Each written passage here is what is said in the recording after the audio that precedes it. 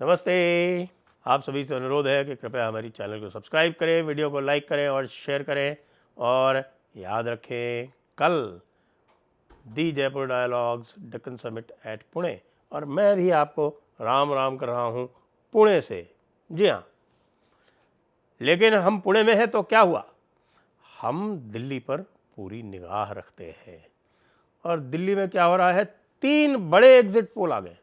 और 3 बड़े exit poll ये वो हैं, 3 बड़े एग्जिट पोल जो कि दिल्ली की 61% वोट शेयर, 61% वोटर टर्नआउट के हिसाब से आपको दे रहे हैं अपने प्रेडिक्शंस।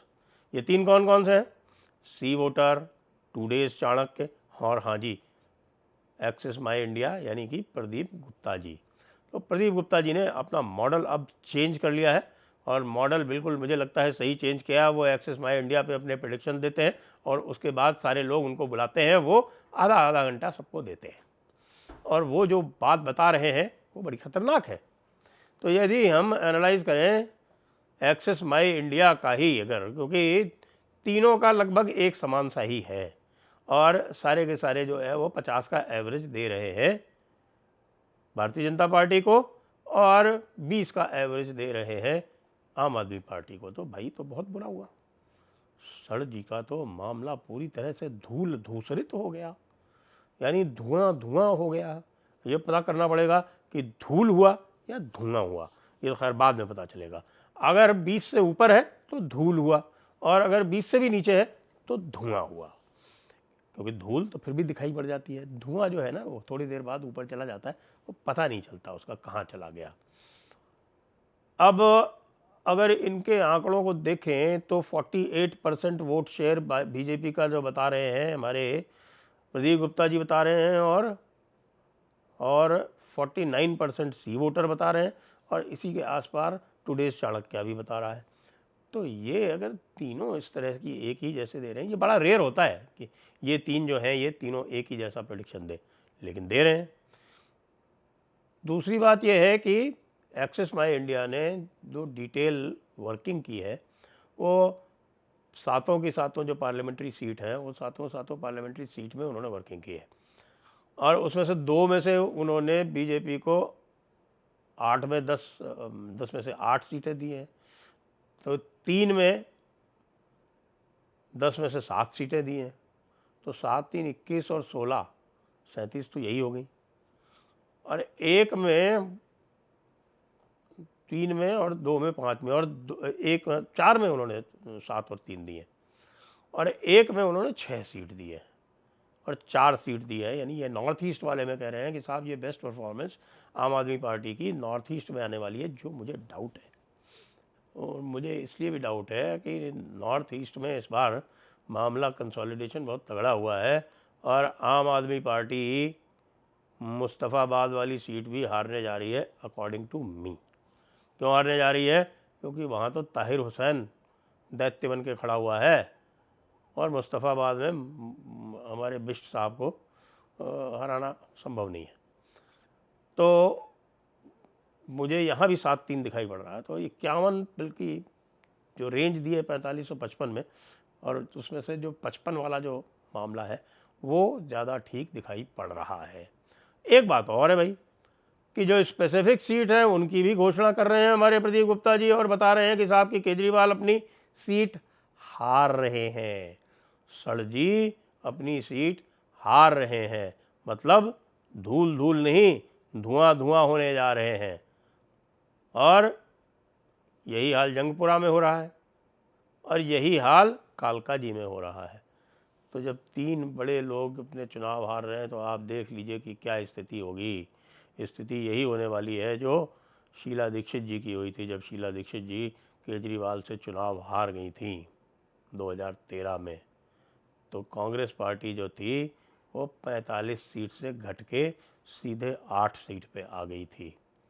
किसी ने सोचा नहीं था उस समय कि भाई इतना बुरा हाल हो सकता है, लेकिन हुआ था। तो कहीं केजरीवाल उसी को रिपीट तो नहीं करने जा रहे हैं? क्या केजरीवाल भी 20 सीट से नीचे जा सकते हैं या 10 सीट से नीचे जा सकते हैं? जो एका दिखाया है इस बार एग्जिट पोल वालों ने। हालांकि एग्जिट पोल वालों ने काफ़ी कुछ एका तो आपको ध्यान हो उन्होंने दिखाया था लोकसभा के 2024 वाले चुनावों में भी, लेकिन लोकसभा के 2024 के चुनावों में एक अंतर था। लोकसभा 2024 चुनाव में अंतर ये था कि लगभग एक तरफा मामला दिख रहा था और बहुत दिनों से दिख रहा था।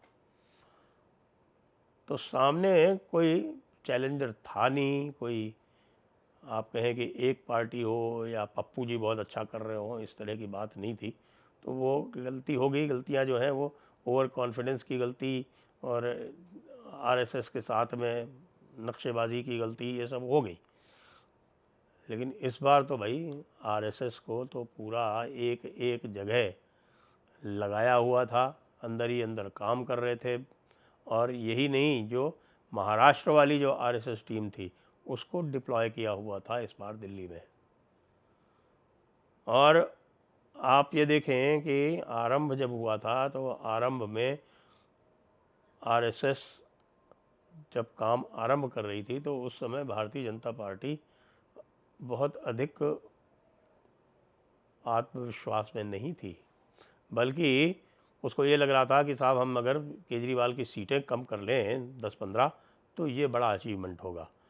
जब ये आरंभ हुआ था तब यहाँ से हुआ था, लेकिन उसके बाद फिर केजरीवाल ने स्वयं ही कई सेल्फ गोल कर लिए और उसके बाद फिर थोड़ा बहुत जो है वो राहुल गांधी भी बाद में जो है उनको चेताया किसी ने और किसी ने समझा दिया, पता नहीं कैसे उनकी समझ में आ गया। हालांकि उनकी समझ में आसानी से चीज़ें आती नहीं है, लेकिन कोई भला आदमी था जो समझा ले गया कि भाई आपका ख़तरा भारतीय जनता पार्टी नहीं है, आपका ख़तरा आम आदमी पार्टी है। क्या आम आदमी पार्टी जहाँ भी जाती है वह आपको ख़त्म करती है, यानी कि कांग्रेस को ख़त्म करती है। आम आदमी पार्टी दिल्ली में गई, कांग्रेस ख़त्म। आम आदमी पार्टी पंजाब में गई, कांग्रेस ख़त्म। आम आदमी पार्टी गुजरात में गई, कांग्रेस की कर दी ऐसी तैसी। जहाँ भी आम आदमी पार्टी ने तगड़े से चुनाव लड़ा है वहाँ उसने कांग्रेस को ही पीटा है। तो ये बात पता नहीं कैसे समझ में आ गई, मुझे बड़ा आश्चर्य है कि ये समझ में आ गई। पप्पू के समझ में आनी नहीं चाहिए थी, उनको तो सारे के सारे इनपुट्स जो हैं वो हमारे बढ़ई सी देते हैं। अरे वो सत्यनारायण गंगाराम जी बढ़ई, आप जानते हैं ना उनको, सैम पिट्रोडा जी, तो सैम पिट्रोडा से लेते हैं वो सारे इनपुट्स। और सैम पिट्रोडा को इनपुट कौन देता है? सैम पिट्रोडा को गहरा राज्य देता है इनपुट। तो अब गहरा राज्य से होके जो भी इनपुट्स आते थे उसको अजय माकन वगैरह ने नलीफाई कर दिया। तो उनकी बड़ी भारी, मुझे कहूँगा कि ये विजय है कि उन्होंने डीप स्टेट अर्थात गहरा राज्य को पराजित कर दिया। कहाँ पराजित कर दिया? पप्पू जी के घर में। तो पप्पू जी के घर में ये एक गहरे राज्य की बहुत बड़ी पराजय हुई। और फिर पप्पू जी ने थोड़ा बहुत कोशिश की और जो बता रहे हैं, जो आ रहा है वोट परसेंटेज आ रहा है, तो जैसे प्रदीप गुप्ता ने यानी माई एक्सेस इंडिया ने 7% वोट दिया है। तो 7% अब 3.5% से 7% डबल हो गया वोट परसेंटेज, तो बहुत बड़ी उपलब्धि है। अखिलेश जी को चिंता होगी, निश्चित रूप से होगी। केजरीवाल का हारना एक, मैं कहूँगा इंडी अलायंस के लिए एक पक्षाघात के समान है। क्यों है? क्योंकि पूरा का पूरा इंडी अलायंस जो था वो खड़ा हो गया था आगे केजरीवाल और आम आदमी पार्टी के समर्थन में। अखिलेश ने उनको खुला समर्थन दिया, तेजस्वी ने उनको खुला समर्थन दिया। और ये दो अगले बड़े राज्य हैं जो चुनाव में जाने वाले हैं। बिहार इसी वर्ष चुनाव में जाएगा, उत्तर प्रदेश 2027 के आरंभ में चुनाव में जाएगा। और यहाँ पर कांग्रेस की बड़ी स्टेक्स थीं।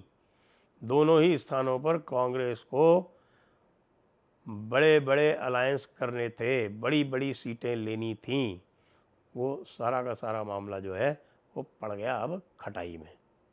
आगे क्या होगा पता नहीं क्या होगा, लेकिन यह बात तो अवश्य है कि भारतीय जनता पार्टी को अपनी ओर से एक आत्मविश्वास भी आएगा और एक बात और भी उनको ये पता चल जाएगी कि भाई आरएसएस के फीडबैक पे काम करेंगे तो सुखी रहेंगे। क्योंकि ये आरएसएस का ही फीडबैक था जिसके अनुसार उन्होंने अपनी योजनाएं बताई, और वो जो एक कॉन्फिडेंस उनको नहीं आ रहा था, उस कॉन्फिडेंस से वो ओवर कॉन्फिडेंस कह सकते हैं, ओवर कॉन्फिडेंस ना भी गए तो कहें कि हाँ भाई उनको एक कॉन्फिडेंस आया कि वो जीत सकते हैं। और जब जीतने का कॉन्फिडेंस आया तो फिर उन्होंने अपनी अलग अलग स्ट्रैटेजीज बनाई, नीतियाँ बनाई और उसके हिसाब से आगे चले। ये जो रिज़ल्ट, जो डिटेल जो आया है रिज़ल्ट, डिटेल्ड रिज़ल्ट्स बताए गए हैं, और जिसमें ये बताया गया है कि भाई सातों की सातों पार्लियामेंट्री कॉन्स्टिट्यूंसी में लीड कर रही है भारतीय जनता पार्टी।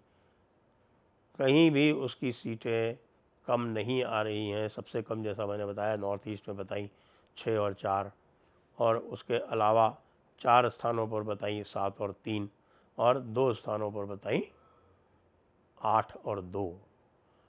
याद कि साउथ और ईस्ट, इन दोनों स्थानों पर आप देख रहे हैं कि 8 और 2 हो रही हैं। यानी ईस्ट आप समझिए कि ओखला जैसी कॉन्स्टिट्यूंसी है ईस्ट में। कांग्रेस कहाँ से जीतेगी पता नहीं। कुछ कह रहे हैं कि साहब के 2 एक ऐसी कॉन्स्टिट्यूंसी हैं, एक नांगलोई जाट और एक कस्तूरबा गांधी नगर, जहाँ पर कांग्रेस अच्छा चुनाव लड़ रही नहीं। संदीप चौधरी का कोई चांस नहीं है। परवेश वर्मा चुनाव जीत रहे हैं, बिल्कुल पक्का जीत रहे हैं। मारवा जी चुनाव जीत रहे हैं जंगपुरा से, उसमें भी कहीं कोई दिक्कत नहीं है। रमेश भिदोड़ी भी कालका जी से चुनाव जीत रहे हैं। तो अब क्या कहा जाए, सड़जी से हम अब आगे बात करते रहेंगे। सड़जी ने पहले से ही काम चालू कर दिया। सड़जी ने आज एक संजय सिंह के माध्यम से एक वक्तव्य दिलवाया कि उनके एमएलएज को 15-15 करोड़ रुपए का ऑफर दिया जा रहा है। अब ये नहीं बताया संजय जी ने कि भाई उनके जो एमएलएज हैं, कौन से ऐसे एमएलए हैं जो बिल्कुल वो कॉन्फिडेंट है कि साहब वो जीत ही रहे हैं, और जीतने के बाद फिर उनको 15 करोड़ का ऑफ़र जो दिया जा रहा है। तो दिल्ली जैसे स्थान में क्या 15 करोड़ की औकात है एमएलए की? जब एलजी बैठा हुआ है तो एमएलए कोई क्यों खरीदेगा? वैसे ही आपने इतने दिनों से कौन सा पहाड़ खोद लिया, क्या काम कर दिया? जो भी आपने गलत काम करने का प्रयास किया, एलजी ने उसमें अड़ंगा लगाया, आप कर नहीं पाए। किस लिए कोई भाई आपके एमएलए को खरीदा गया? यह दिख रहा है कि आपको भी पता चल गया है, सड़जी को भी पता चल गया है कि वो हार रहे हैं। जय हिंद, जय भारत, वंदे मातरम।